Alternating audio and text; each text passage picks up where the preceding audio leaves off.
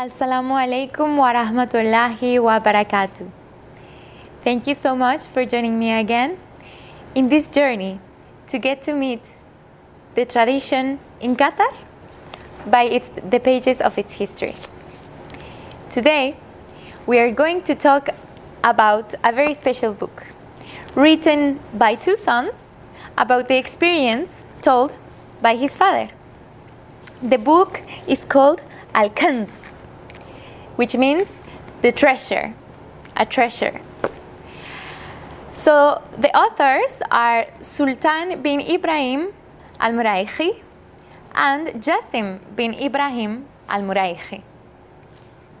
As you may probably know, or if you don't know, here in Qatar, the name of a person comes with also the name of the father, so you will know which family they belong from and who is the father of that person. In this case, for example, Sultan bin Ibrahim means that he's son of Ibrahim, which is this person that we can see in the cover of the book. Ibrahim al-Muraikhi was a person that his expertise is in al-Ghos, which means diving, the pearl diving and pearl searching. In this book, he takes us in a journey to know everything, or as much as we can, about this special tradition that it really characterizes Qatari culture. So everything starts from how to build a ship, how people were prepared to go, and how people were also prepared inland to help them to go to the pearl seeking.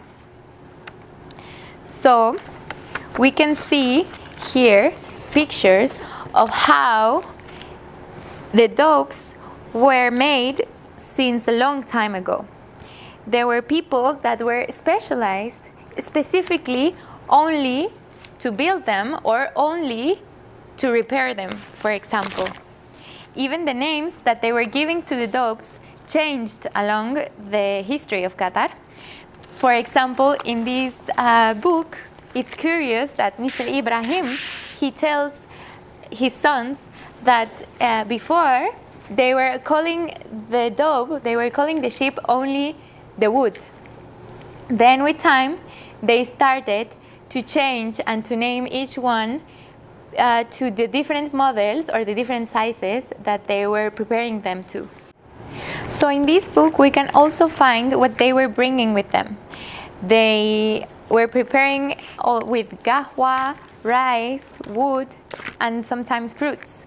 For example, there's a specific part in the book where they speak about water, how they were preparing the camels to bring drinkable water for the divers, because when you're in the sea, they cannot drink the water of the sea, of course.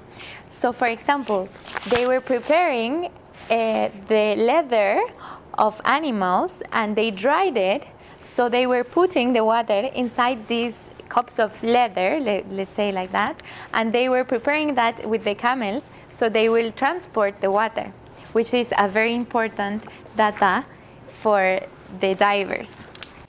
In the book, Sultan and Jassim also tell us a bit more about how was the trip, what they were doing in the ships, how were they communicating, because it was not only one ship, they were going in groups, and each ship had, for example, different cooking, so they were sharing between them, and they were communicating all the time.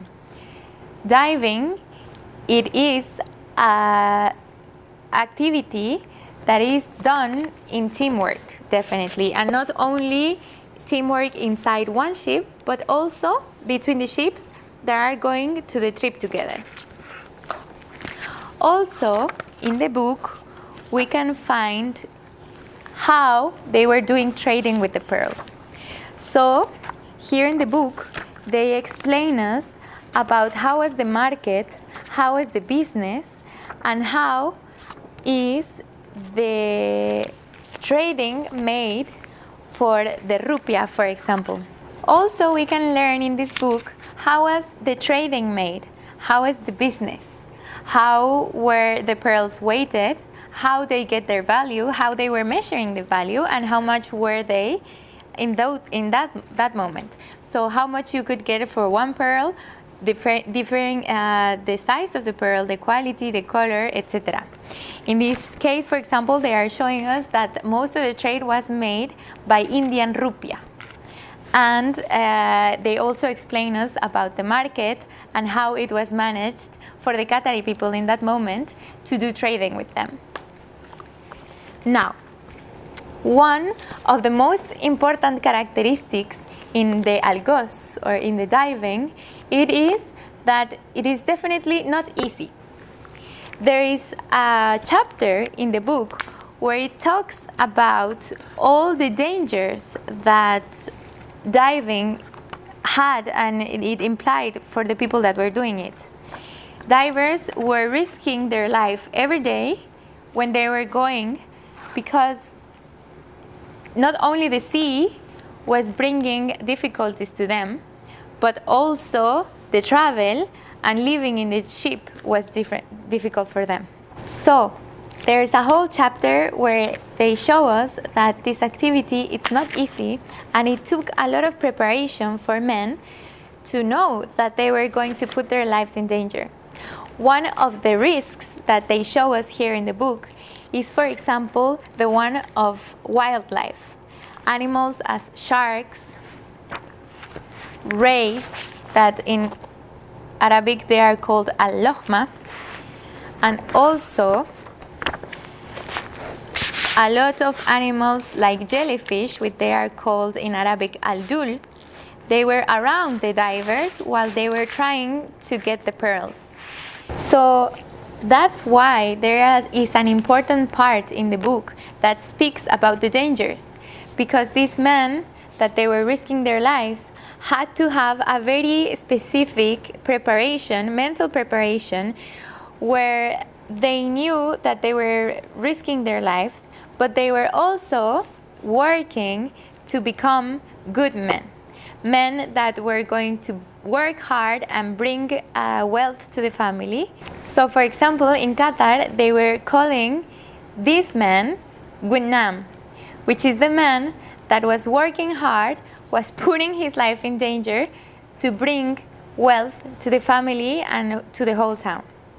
So this book tells us about everything and all the journey that was taken by these people that were considered in that moment even as heroes. There's also a part of the book where we can find real men and real people that were doing that. We can find pictures of them because they are part of a legacy of culture and tradition here for Qatar. Thank you so much for joining me again, and see you soon.